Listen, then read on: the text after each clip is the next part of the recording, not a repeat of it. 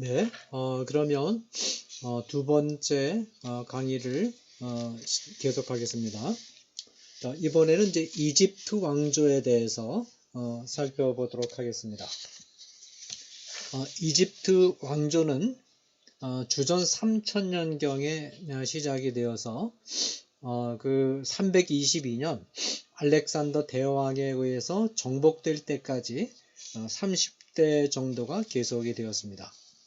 중요한 왕조들을 보면 먼저 이제 옛 왕국 또는 피라미드 시대가 있고, 그 다음에 이제 200년간 혼란기를 거쳐서 중간 왕국이 2000년에서 1800년, 그 다음에 이제 그것이 끝난 다음에 120년간의 혼란기, 그 다음에 이제 중요한 것이 힉소스 왕조가 중요합니다.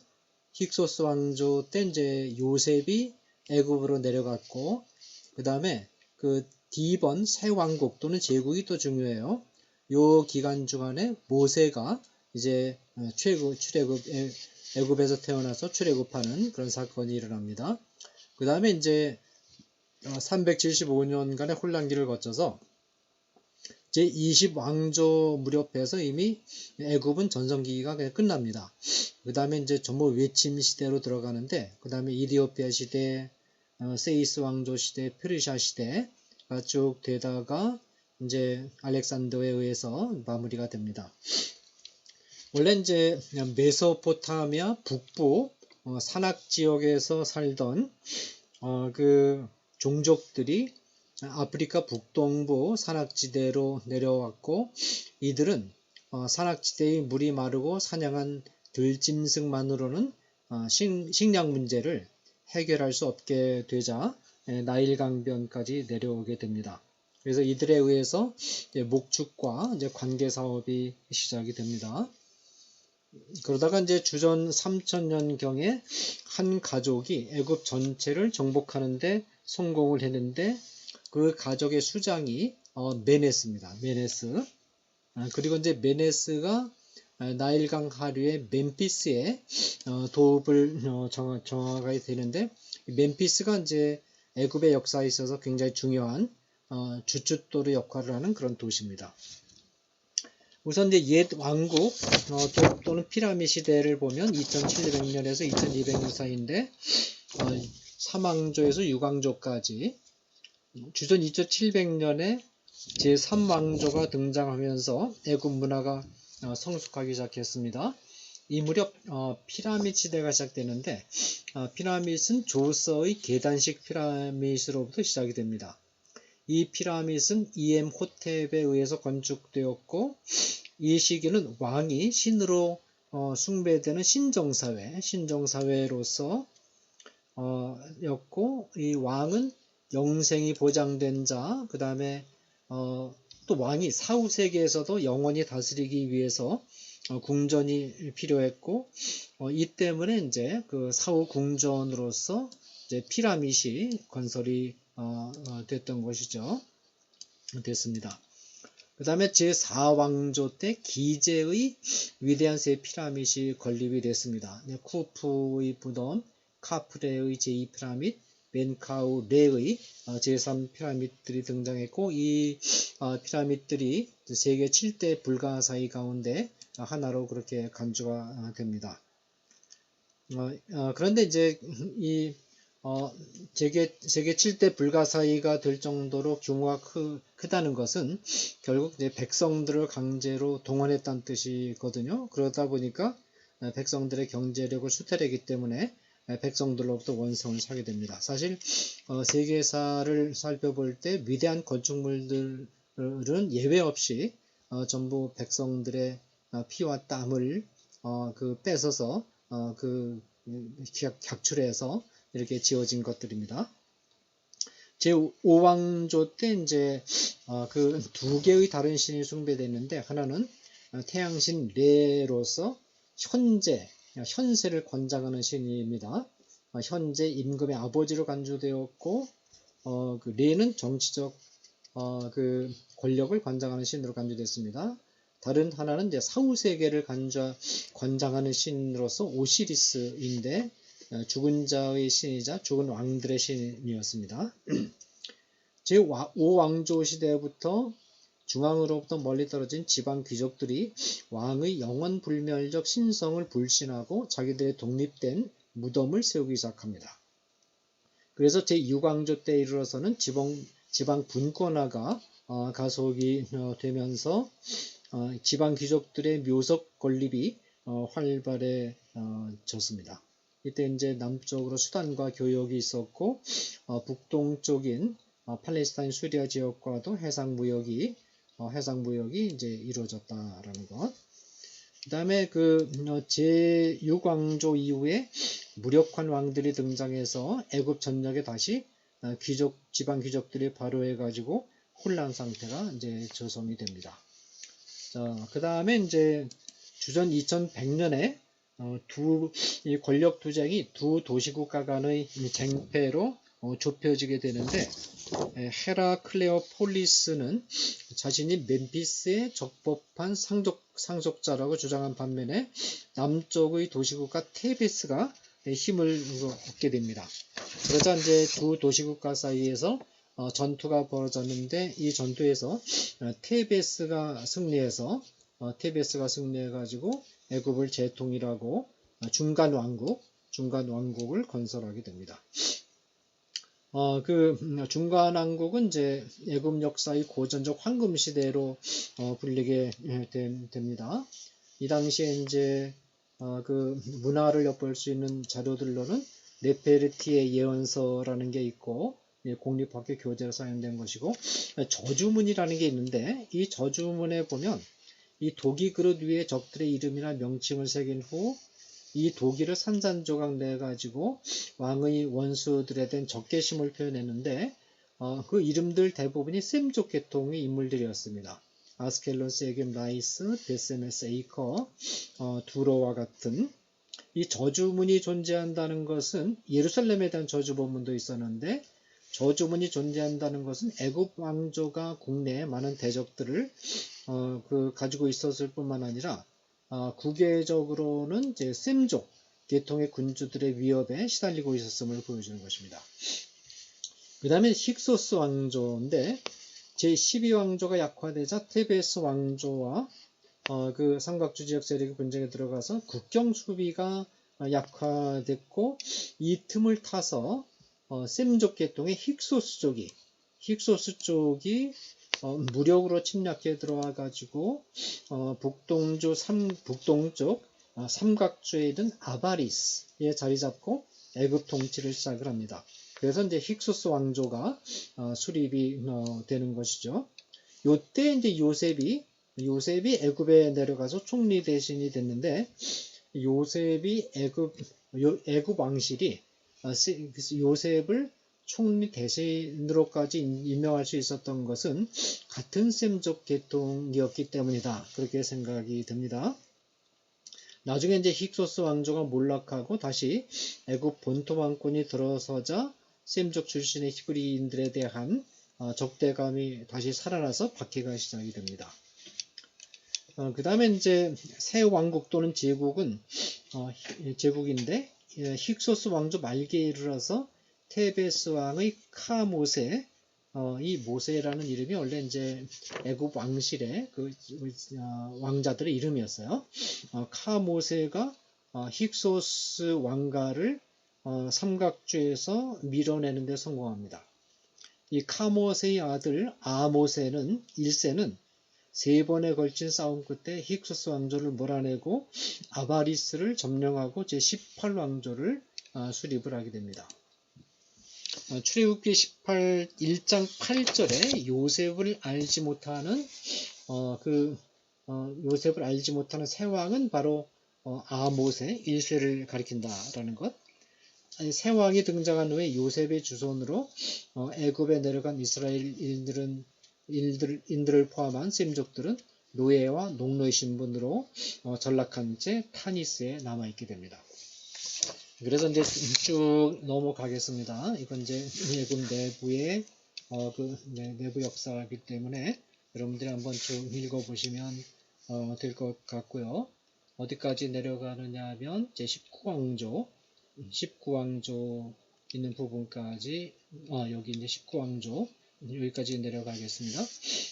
제 19왕조는 람세스 1세에 의해서 시작이 되어서 세티 1세, 그 다음에 멜레프타 등에 의해서 통치가 됐는데, 특히 이제 람세스 1세는 수도를 상박주에 있는 라메세스 쪽으로 옮기고, 테베스는 전통적 계절적 종교적 수도로 격화시켰습니다.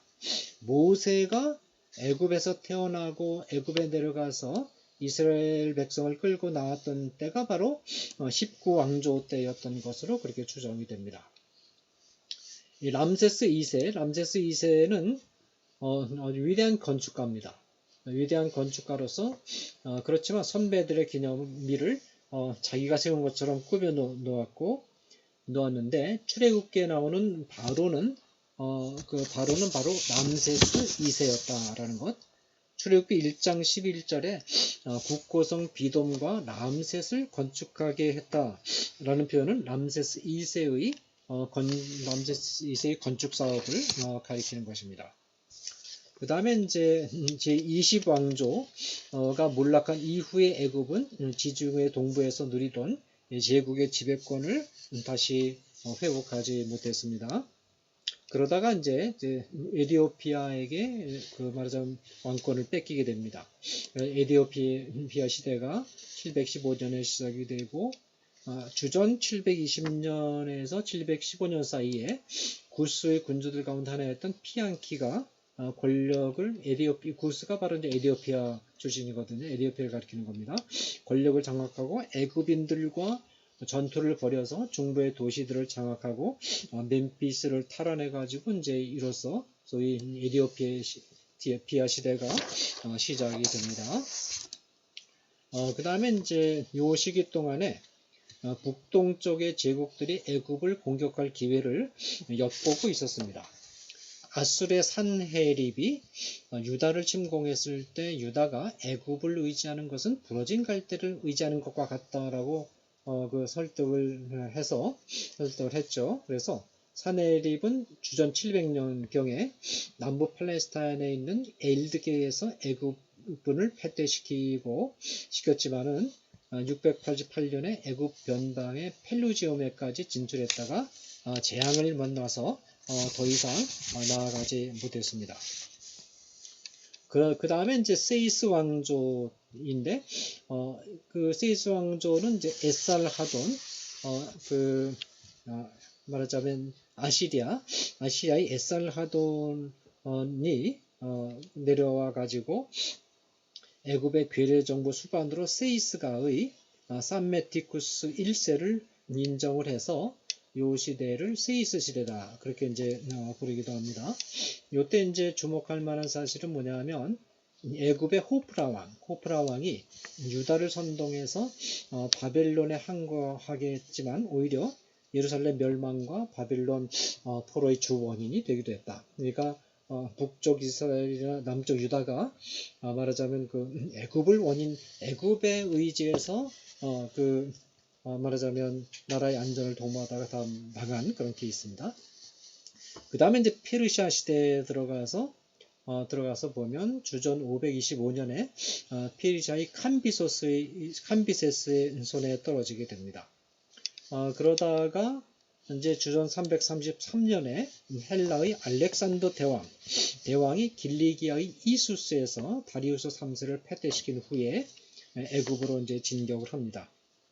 페르시아의 적개심을 가지고 있던 애굽인들은 알렉산더를 환영을 합니다. 환영을 했고, 애굽에 있던 페르시아 총독은 항복하고 알렉산더가 멤피스를 점령을 합니다. 주전 332년 알렉산더는 애굽의 신들을 찾아가 경의를 표한 후에 알렉산드리아라는 국제적인 대도시를 세웠습니다.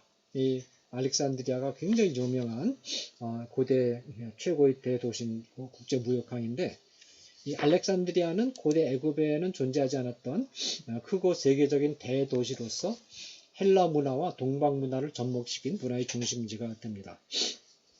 알렉산더 사후에 애굽에는 알렉산더 휘하의 장군들 가운데 하나인 프톨레미를 중심으로 프톨레미 왕조가 창건됩니다. 이 부분은 나중에 이제 헬라 제국을 설명할 때 다시 구체적으로 자세하게 설명이 됩니다.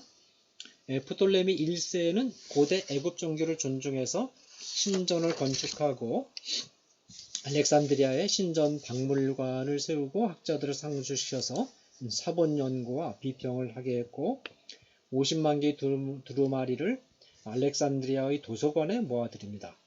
이 시대에 과학, 천문학, 기하학이 발달했고 프톨레미 3세인 유엘게트 1세는 프톨레미 휘하의 총사령관이었다가 독립해 나가 시리아를 장악한 셀류큐스 왕조.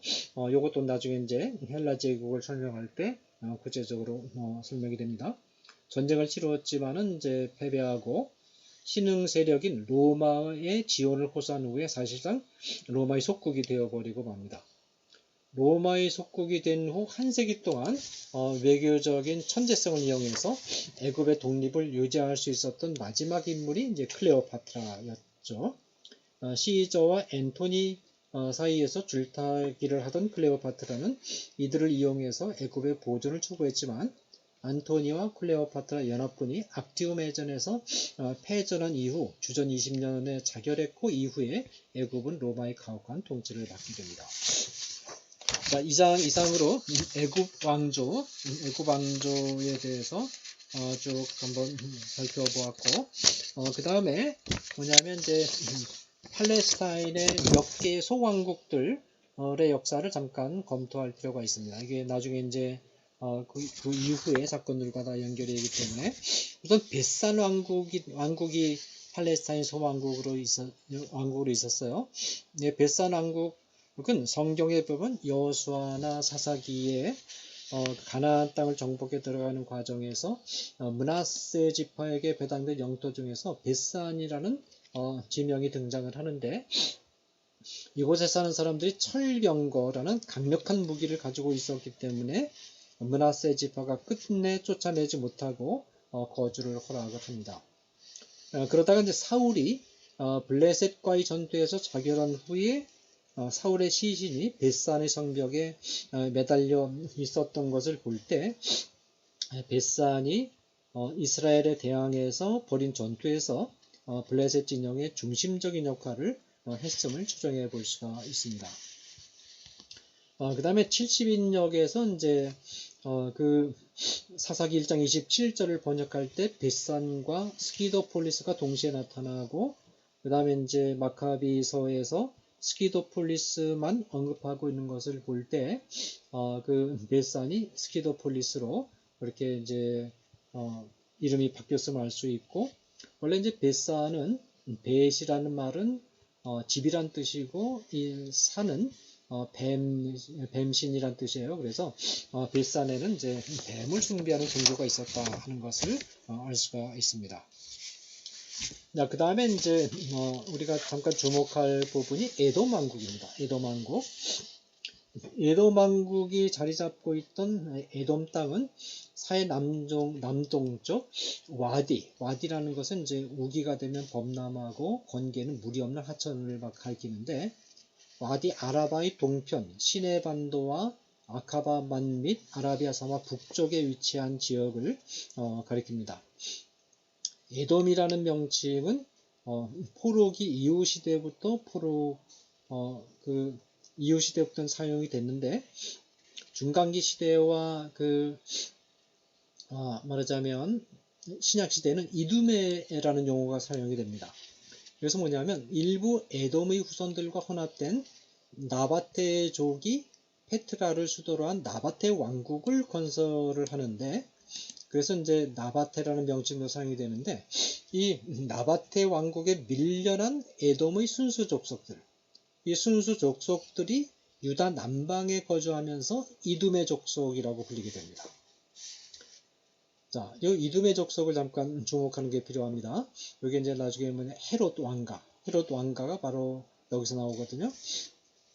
에돔은 창세기에서 에서의 별명으로 등장하는 것을 볼 때 에서의 후손들이다 하는 것을 알 수가 있습니다. 그 다음에 이제 에돔이 본격적으로 거주지가 되기 시작한 것은 그 주전 13세기경부터였고 주전 6세기까지 명칭이 유지되는데 에돔은 붉은 것이란 뜻인데 이 명칭은 이제 기원을 세 가지로 추측을 하는데 하나는 창세기 25장 25절에 먼저 나온 자가 전신이 붉고 갓옷 같았다라는 그런 표현. 여기서 이제 갓은 여기 이제 붉다는 표현이 있지 않습니까? 갓은 덮여 있는 이란 뜻으로서 세일 땅이 숯불과 관목이 우거진 이 지형의 모습이 머리털로 덮여 있는 사람의 모양과 흡사하기 때문에 세일 땅이라고 불렀다라는 거. 다른 하나는 창세기 25장 30절에서 에서가 장자권을 내주는 대신 붉은 것을 요구한 데서 기원했다. 그런 이론도 있고 또 하나는 에돔 땅이 살고 있던 그 아라바 동쪽의 땅이 붉은색의 땅이었다라는 점에서 기원화됐다라는 그런 학설이 있습니다. 그리고 이제 그 사울이 그 에돔을 상대로 싸워서 승리한 기록이 있고 에돔이 유다 왕국에 대해서 반역을 성공했는데 유다의 여호람 왕 때 반역을 해서 일으켜서 성공을 합니다. 그렇지만 유다는 에돔으로부터 끌어들인 아마샤 왕 때 반역을 진압하고 우시아 왕 때 에돔으로부터 끌어들인 제물로 번영을 누렸습니다. 이 에돔에 대한 유다의 지배가 끝난 것은 아스 왕 때였는데 유다는 에돔의 침략을 물리치기 위해서 아수르의 도움을 요청하기도 합니다. 유대인들이 에돔의 눈독을 들인 이유는 중요한 고대 통상로인 왕의 대로가 에돔을 지나가고 있었고 아카바만의 항구를 에돔이 장악하고 있었고 또 구리와 철이 풍부했기 때문입니다. 에돔은 주전 6세기에 주변 여러 나라들과 연합해서 느부갓네살에게 반항했다가 치명적인 타격을 입었지만 유다가 멸망당하고 포로로 잡혀가는 것과 같은 심각한 그 피해를 당하지는 않았습니다. 그러나 이때 이제 입은 타격으로 약화된 틈을 타서 나바테 족속이 침략을 합니다. 그리고 이제 나바테 족속이 침범한 후에 이 지역에서 쫓겨난 에돔 사람들이 남부 유다 땅에 거하게 되면서 이둠의 사람이라고 불려지게 되는데 중간기 시대 때 유다 마카비우스가 이둠의 사람들을 공격을 했고 히르카누스 때 이둠의 사람들을 완전히 정복을 합니다. 이둠의 족속 중에서 안티파터가 등장을 했고 안티파터는 바로 헤롯 가문의 시조가 되었고 헤롯 가문은 유대인들을 지배하게 됐다라는 것. 그 다음에 이제 피니키아 왕국입니다. 소왕국인데 이 피니키아 왕국은 서쪽으로는 지중해, 동쪽으로는 레바논 산맥에 이르며 남쪽으로는 리타니 강에서 북쪽으로 그 90 내지 230km에 달하는 좁고 긴 해변 지역에 주전 3500년경 셈족이 들어와서 거주한 것이 피니키아 왕국의 기원이었고 애굽 사람들이 이 지역에 사는 사람들을 배를 만드는 사람들을 의미하는 펜쿠라고 불렀는데 여기서 이제 피니키아라는 이름이 유래를 했습니다. 그 피니키아의 역사는 사실은 이제 가나안 부족들의 역사와 구분되지 않다가 주전 2000년경부터 독립된 역사를 가지기 시작을 했어요. 그래서 주전 1150년에서 853년 사이에 전성기를 누렸고 알렉산더 대왕이 즉위한 332년에 역사가 끝이 납니다. 이 피니키아는 이 강력한 가나안 문화권의 힘에 눌려서 별다른 활동을 하지 못하다가 주전 1600년에서 1200년 사이에 가나안 문화가 약화된 내부적으로 약화되고 그리고 이제 이스라엘의 가나안 정복 등으로 이제 세력이 약화된 틈을 타서 주전 1200년경부터 두로, 시돈, 그발이 연합한 국가 형태로 그 모습을 드러내게 됩니다. 이 지역의 맹주는 시돈이었는데 창세기 10장 15절은 시돈인들이 가나안의 후손임을 말해줍니다. 이 두로는 주전 1200년에서 574년에 멸망당할 때까지 가장 활발하게 활동했던 도시국가로서 시돈이 수도를 두로로 옮기면서 두로는 시돈 왕들의 통치를 받게 됩니다.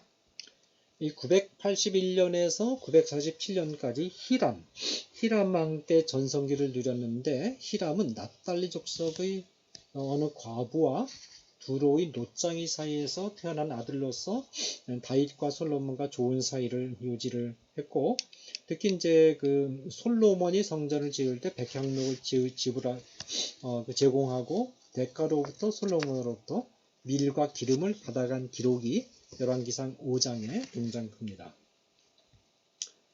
그리고 이제 주전 879년에서 867년 사이에 통치했던 에토발이 아스다롯의 제사장으로서 이스라엘의 오므리의 집과 동맹을 맺었고, 아합 왕의 부인이 바로 그의 딸 이세벨이었습니다.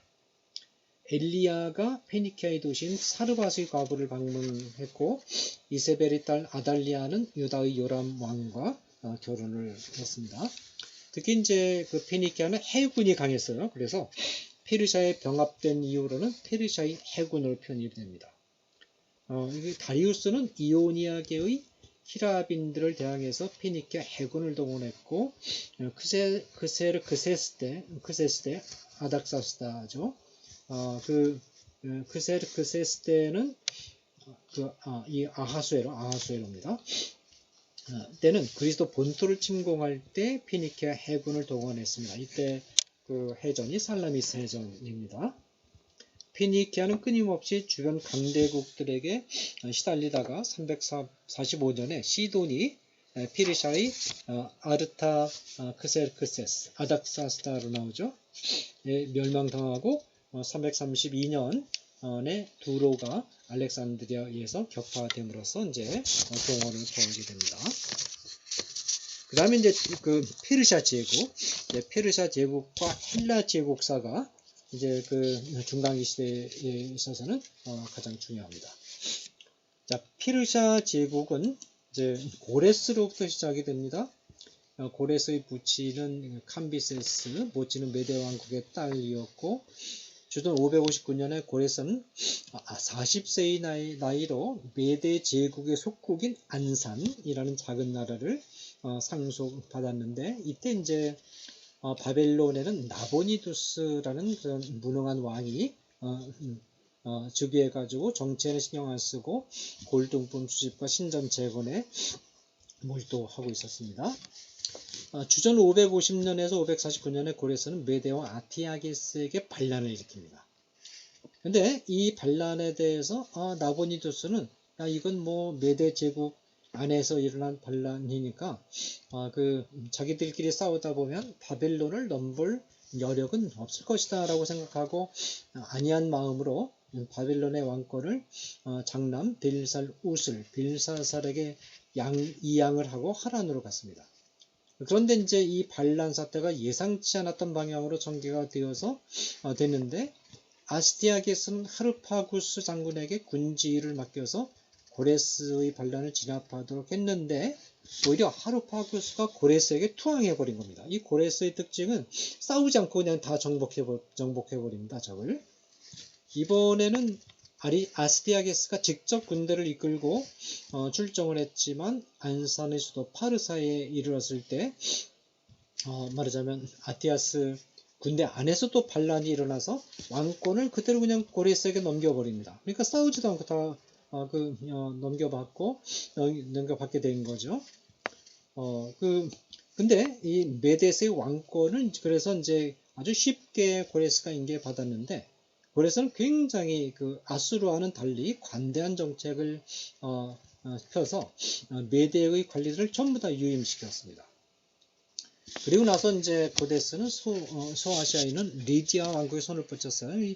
이 페르시아 제국을 보면 여기 이제 말하자면 바벨론 제국때 있었던 싸움들을 이야기한 거죠. 바벨론과 아시리아가 쟁패를 하고 있고, 그 다음에 이제 바벨론 제국이 이렇게 크게 형성이 됐어요.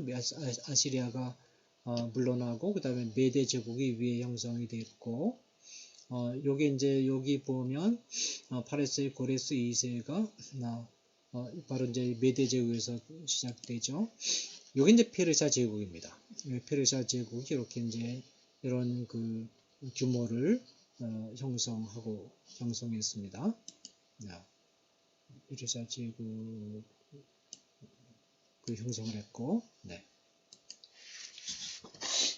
고레스는 소아시아에 있는 리디아 왕국에 손을 뻗칩니다. 리디아는 천연자원이 풍부한 나라였습니다. 이 고레스가 등장할 당시에는 크레수스가 통치하고 있었는데, 크레수스는 고레스의 침략 의도를 간파하고 바벨론 및 스파르타와 동맹을 맺고 대응을 합니다. 이 크레수스는 절친이었던 에우리 바토스에게 펠로폰네소스에서 용병을 모집해 달라는 부탁을 했지만 이 에우리 바토스는 크레수스를 배반하고 고레스에게 투항해 버립니다. 할리스 강을 건너 고레스군과 대면한 크레수스는 갑바도기아인들과의 싸움에서 승리를 거둡니다. 승리에 고무된 크레수스는 페르시아의 주권을 인정하면 리디아의 왕권과 왕국을 인정해주겠다는 고레스의 요청을 거부합니다. 크레수스는 강력한 기병대를 보유하고 있었지만 이 고레스는 페르시아군의 전열에 낙타를 배치를 해서 낙타를 본 일이 없는 말들이 도망치도록 만드는 작전을 구사해서 승리를 결국 이제 거두었습니다. 그 다음에 이제 이렇게 해서 그 다음에 이제 고레스의 정복 대상이 바벨론이었는데, 나보니두스와 벨사살이 통치하에서 바벨론은 독직과 악정이 반복되면서 거의 기아 상태로 전락을 했습니다. 전락을 했고, 특별히 이제 느부갓네살 아래에서 유능한 장군으로 엘라함의 행정권을 담당하고 있었던 이 구바루가 고레스에 투항을 해버린 겁니다. 그리고 이제 바벨론을 오히려 공격하기 시작했어요. 그러니까 이제 바벨론의 나보니두스는 뭐냐면 이 당시에 신전터 발굴과 신상 수집에 반 열중해 있었어요. 이 과정에서 지방의 사당의 관리인들은 뭐냐면 신상을 가져가는 나보니두스 행동에 대해서 굉장히 상실감을 느끼고 바벨론의 마르둑 대제사장들은 나보니두스의 등을 돌리게 됩니다. 그래서 이제 이것이 바벨론 멸망의 가장 결정적인 원인이 됩니다. 그래서 주전 539년 10월에 고레스는 오피스에서 첫 교전을 한 뒤에 10월 11일 별다른 전투도 치르지 않고 시파를 획득을 합니다. 이 바벨론 백성들로부터 해방자라는 칭송을 받으면서 입성한 고레스는 바벨론에 대해서도 이 관대한 정책을 펼쳤습니다. 이것이 이제 아수르하고의 그 차이입니다.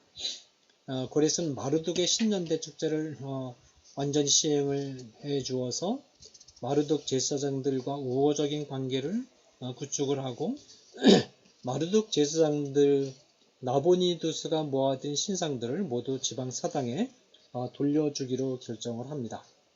그리고 주민들을 고향으로 영구적으로 추방시키고 다른 주민들을 이주시켰던 아수르의 정책과는 달리 고레스는 주민들을 추방하지 않았고 오히려 포로로 고향을 떠난 실향민들을 그 고향으로 돌아가게 하는 정책을 취합니다. 고레스의 이 관대한 정책은 인도주의적인 발상에서 나왔다기보다는 잘해주면 오히려 페르시아의 정복 정책에 협력할 것이다 라는 고도의 정치적인 전략에서 비롯된 것입니다. 이 전략으로 고레스는 그리스 언합군의 함대에 필적하는 강력한 함대를 거느리고 있었던 피니키아의 협력을 얻어내서 피니키아의 해군을 페르시아 해군으로 편입시킵니다. 중요한 것은 이 고레스의 포로민 귀환 정책은 유대인들에게 특별히 적용이 되어서 바벨론으로 잡혀온 유대인 포로들 중에 적용되었는데, 바벨론으로 잡혀온 유대인 포로들 중에는 바벨론에서 성공해서 바벨론을 떠나고 싶어 하지 않는 사람들도 많았어요. 그래서 다니엘 이야기, 에스더 이야기, 그 다음에 느헤미야 이야기, 페르시아 왕의 술 맡은 관원장이었던 느헤미야 이야기가 대표적 이야기입니다. 특별히 이제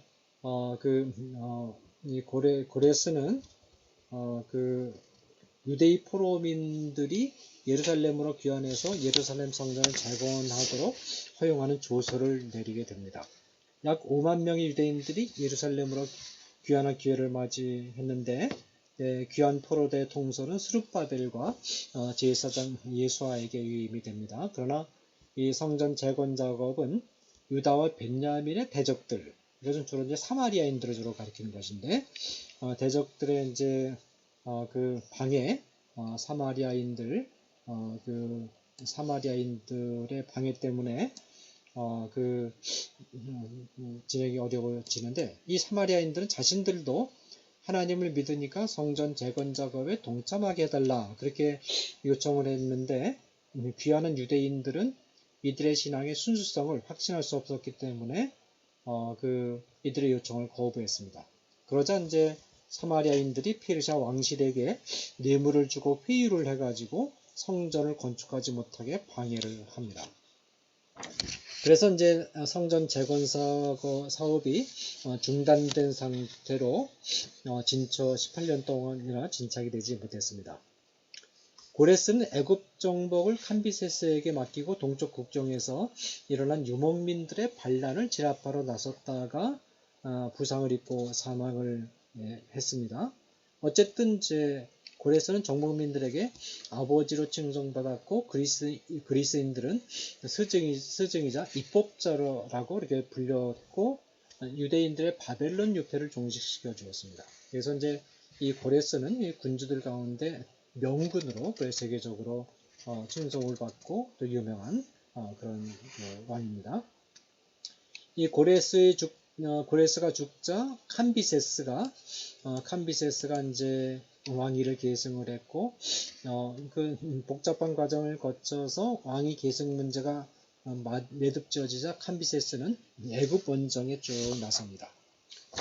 그래서 여러 가지 사건들이 이제 복잡한 사건들이 전개가 되는데 이것은 그냥 한번 쭉 읽어보시면 될 것 같고 그러다가 이제 그 캄비세스는 사실은 약간 그 정신 간질도 좀 있었던 것 같고 정신 질환이 좀 있었던 것 같아요. 그래서 마상에서 입은 부상에 의한 것인지 아니면 자살인지 어쨌든 캄비세스는 이제 그 원정 도중에 죽습니다.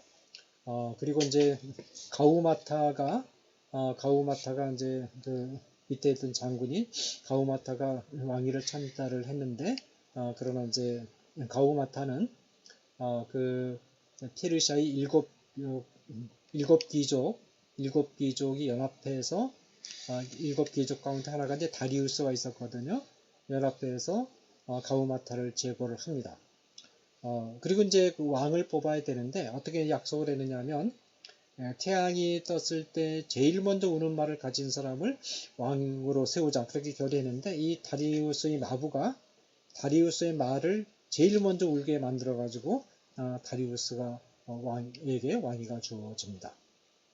다리우스는 반란자들을 아주 잔혹하게 대해서 코와 귀와 혀를 자르고 눈알을 파내고 족쇄를 찌워서 왕실 법정에 두는 잔인한 형벌을 내렸습니다. 다리우스는 특별히 거대한 규모의 베히스툰 비문을 세운 것으로 유명합니다. 이 베히스툰 비문은 바그다드와 테헤란 사이에는 약대로에 세워진 비문인데 한 개의 길이가 18m에 달하는 어마어마한 규모이고 고대 페르시아와 바벨론어 엘람어로 쓰여져 있었습니다. 특히 이 비문은 서령 문자를 해독하는 열쇠를 제공하는 굉장히 중요한 유적입니다. 특히 다리우스 제2년에 중단되었던 예루살렘 성전 재건이 학계와 스가랴의 지도하에 재개가 됩니다. 이때도 역시 유대와 벤야민의 대적들, 주로 이제 사마리아인들을 가리키는데 페르시아 총독 다뜨네에게 유대인들이 반역을 꾀한다고 일러바쳤고 다뜨네는 반역의 기밀만 있으면 처벌하려고 현장을 방문해서 질문을 했습니다. 누가 너희를 명하여 이 전을 건축하고 이 성곽을 마치게 하였느냐? 이 질문에 대해서 유대인들은 고레스의 명령에 따라서 진행된 것이므로 서적 곡간을 조사해 보라 하고 답변을 합니다. 조사를 진행한 다리우스는 고레스의 조서를 발견하고 그 조서의 유효성을 확인한 후에 성전 재건을 막지 말고 오히려 왕의 재산 중에서 경비를 지원하도록 지시를 해서 지시를 하게 됩니다. 특히 이제 그 페르시아의 특징 가운데 하나는 뭐냐면 도로와 우편 제도가 를 굉장히 발달시켰어요. 이게 굉장히 세계적으로 유명하죠. 도로를 따라서 규칙적인 파발꾼들이 대기하도록 하는 우편로는 당시 모든 나라들 가운데 가장 뛰어난 것이었습니다. 그러다가 이제 주전 512년에 다리우스는 스키토족을 공략하기로 결정을 합니다. 이 스키토족은 러시아의 초원지대로부터 남쪽과 서쪽으로 이주해서 흑해 북변과 다뉴브 강에 근접한 서편과 남편에 정착을 한 인종인데, 다리우스가 스키토족을 공격하기로 한 이유는 이 지역에 금광이 풍부했기 때문입니다. 다리우스는 70만 대군을 일으켜서 보스포러스 해협을 건너서 다뉴브 강까지 진군을 합니다. 근데 그 러시아 민족이 2차 대전 때도 그랬고 나폴레옹 때도 그랬는데 싸우지 않고 계속해서 후퇴하면서 말하자면 내륙 깊숙이 끌어들인 뒤에 그 다음에 이제 공격하는 그런 전략을 썼는데, 이때도 그럼 이 전략이 이때 이미 사용됐습니다. 이 스키토족은 싸우지 않고 후퇴하면서 페르시아군을 내부로 끌어들입니다. 통상적으로 점령지에서 군비 공급을 하는 것이 관례였던 페르시아군은 끌려 들어가는 과정에서 군비 공급이 제대로 되지 않아서 추격을 포기하고 후퇴하지 않을 수 없었습니다. 그러나 보스포러스 해협을 다시 건너 트라키아를 정복함으로써 그리스와 국경을 맞대게 됐습니다. 이 다리우스가 그런데 트라키아와 마케도니아를 얻은 사건은 오히려 그리스의 도시국가들의 결속력을 강화시켰어요. 그래서 이제 이오니아 동맹이 결성이 되고 페르시아군과 결전이 진행이 되는데 전세는 이오니아 동맹 쪽이 불리했습니다. 그런데 이 이오니아 동맹 배후에 그리스가 있는 것을 알아차린 페르시아는 그리스 본토에 대한 원정을 계획을 합니다. 첫 번째 시도는 함대 600척을 거느리고 소아시아에서 출전한 것이었지만 아토스 산에서 불어오는 풍랑 때문에 함선 절반과 2만 명의 군사를 잃고 후퇴하지 않을 수 없었습니다. 두 번째 시도는 메데 출신 제독인 다티스 제독이 에레트리아를 포위 공격해서 신전을 불태우고 주민을 수사에 노예로 팔아넘긴 전쟁이었어요. 수사는 이제 페르시아의 수도죠.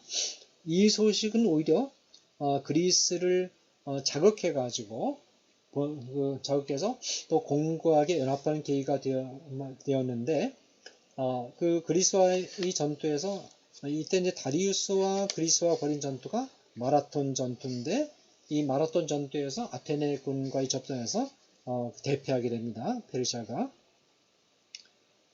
그리고 이제 특별히 다리우스가 건축한 폴리스의 왕국은 위대한 고대 건축물들의 하나로 알려져 있습니다. 성경의 아하수에로로 알려진 크세르크세스가 35세의 나이로 다리우스를 이어서 왕이 됩니다. 사망한 다리우스를 이어서 이제 크세르크세스는 3년간의 준비를 거쳐서 그리스 정벌을 다시 시작합니다.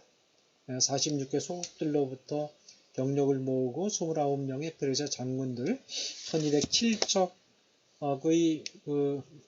함대와 50개의 대형 선박으로 구성된 병력을 출전시켰는데, 아무래도 이제 페르시아군은 해전에는 굉장히 약하거든요.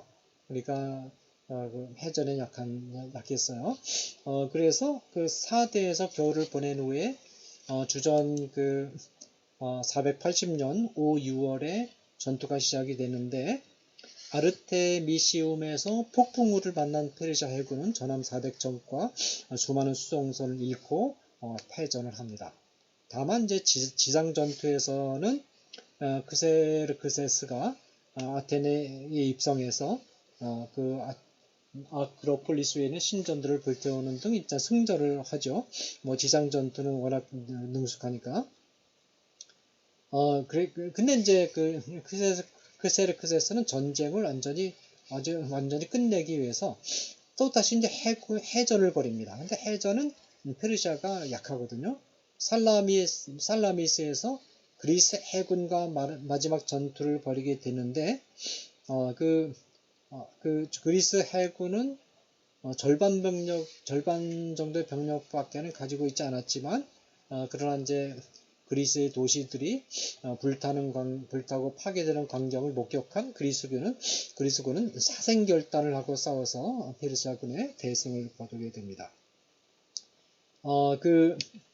이제 크세르크세스 그 다음에 여기서 이제 성경에는 에스라서 4장 6절에 고레스 때와 다리우스 때 성전 건축을 방해했던 유대의 대적들이 크세르크세스에게도 유대인을 고발한 기록이 등장합니다. 포로 귀환 시에 예루살렘으로 돌아가지 않고 페르시아 본토에 남아있던 유대인들의 운명이 이때 위험에 처하게 됩니다. 이 크세르크세스는 정숙한 왕위 와스디를 폐위시키고 유대인이라는 사실이 알려져 있지 않은 에스더를 왕으로 간택을 하죠. 왕의 총애를 받은 하만이 모르드게와 온 유대인을 멸하려고 했을 때 에스더가 왕에게 나아가서 간청을 해서 유대인들을 구한 일이 이때 일어났습니다. 이 조로아스타 교도였던 크세르크세스는 허식에 빠져서 과시하기를 좋아했고 아첨하는 신하들의 발림말과 밀고에 민감했습니다. 이 크세르크세스의 뒤를 이어서 크세르크세스 아닥사스다죠. 왕이 됩니다. 이 무렵 에스라가 이제 유대인을 다시 유다로 귀환시켜 줄 것을 아닥사스다에게 청원합니다. 에스라는 유대인 1500명을 모아서 7달에 걸친 긴 여행 끝에 예루살렘에 도착하고 예루살렘에 귀환한 에스라는 에스라가 가장 중점을 두었던 문제는 두 가지였는데 하나는 유대인들의 자폰 문제였습니다. 에스라는 유대인들의 총회를 소집해서 이방인 아내와 결혼한 유대인 남자들에게 이혼을 요청하기로 방침을 정했습니다. 또 하나는 예루살렘성 보수 문제였는데 유대의 대적들이 예루살렘성 재건 작업을 페르시아 왕에 대한 반역 음모로 아르타크세르크세스에게 고발하자 아르타크세르크세스는 재건 사업을 중지시키는 명령을 내립니다. 이 조치가 이제 느헤미야의 마음을 불붙게 했어요. 그래서 느헤미야는 수산의 왕국에서 술을 맡은 관원장이었는데 아르타크세르크세스 왕의 신임을 얻어서 휴가를 얻어서 성전 보수 작업을 진행을 했습니다. 유대의 대적들이 집요하게 방해 공작을 했지만 느헤미야는 마침내 성전 보수 작업을 끝냅니다. 준공식을 잘 끝내고 느헤미야가 수산으로 돌아온 이후에 옛날의 문제들이 다시 대두됐어요. 유대의 대적들이 다시 방해했고 레위인들에게는 생계 유지비가 제대로 주어지지 않았고 안식일 율법이 망각되었고 자폰이 다시 성행을 합니다. 그 결과 자녀들이 유대인이 아닌 이방인 어머니의 방언을 말하기도 했습니다. 이것으로서 이제 그러자 이제 이 때문에 느헤미야는 재차 예루살렘을 방문해서 신앙과 생활의 개혁을 완수하게 됩니다. 이 이야기와 함께 구약의 역사는 끝나게 됩니다. 이 아르타크세르크세스 사후에 등장한 다리우스 2세는 그러나 페르시아의 황금을 믿고 행한 펠로폰네수스 전쟁을 통해서 아테네와 스파르타 연합군을 패퇴시켜서 소아시아의 도시들에 대한 영향력을 강화시키는 데 성공했지만 국군을 돌이킬 수는 없었다라는 거. 그 다음에 이제 아르타크세르크세스 3세를 거쳐서 그 다음에 이 아르타크세르크세스 3세는 바고아스에게 환관이었던 바고아스에게 살해를 당합니다. 그러다가 이제 알렉산더 말하자면 알렉산더 대왕이 알렉산더가 이제 왕위에 올라서 페르시아 정벌 임무를 부여받고 주저 333년에 다리우스 3세가 이수스 전투에서 그 큰 전투인데 대파당합니다. 수적으로 우세였음에도 불구하고 알렉산더의 탁월한 전술에 밀려가지고 대파당하고 페르시아 중심부가 알렉산더에게 넘어가게 됩니다. 그리고 다리우스는 에크바타나로 피신했다가 그 사촌 베수스에게 살해당하고 맙니다.